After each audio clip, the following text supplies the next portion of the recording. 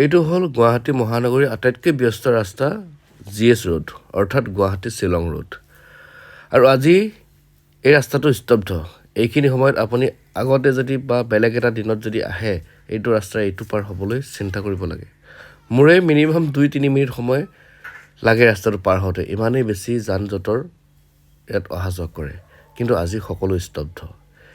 এই গছৰ ডালটোৰ দৰে যেন কেৱল লৰি আছে সময়ৰ কাঁটা, আগবঢ়া নাই একো।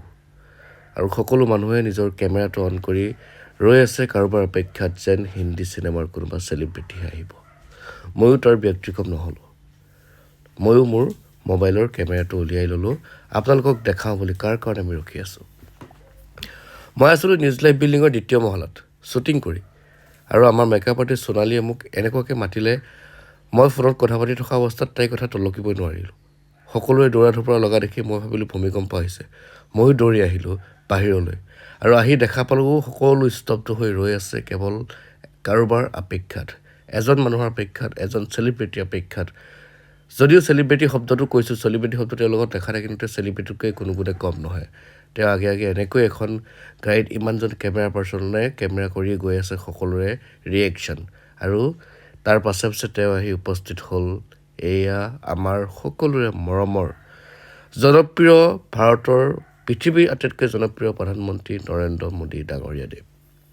হয়, মোৰো সৌভাগ্য হ'ল তেওঁক সন্মুখৰ পৰা এনেকৈ দেখা পোৱাৰ। খুবেই ভাল লাগিল। তেওঁক প্ৰথমবাৰ মই এনেকৈ দেখা পাইছোঁ। আগতেও বহুবাৰ গুৱাহাটীত তেওঁ আহিছে, মিটিং কৰিছে, যদিও মই আজিলৈকে মোৰ দেখাৰ সৌভাগ্য হোৱা নাছিল। আৰু আজি প্ৰথম দেখা পাই ভাল লাগিল, আৰু আপোনালোককো দেখুৱাবলৈ চেষ্টা কৰিলোঁ। ভিডিঅ'টো বিশেষ একো নহয় যদিও আমাৰ ভাৰতৰ এজন প্ৰধানমন্ত্ৰী গুৱাহাটীত আহিছে, মই প্ৰথমবাৰ দেখা পাইছোঁ। আপোনালোককো দেখাওঁ বুলি ভিডিঅ'টো বনালোঁ, আৰু ভিডিঅ'টো চাই থকাৰ কাৰণে আপোনালোক সকলোকে ধন্যবাদ জনাইছোঁ।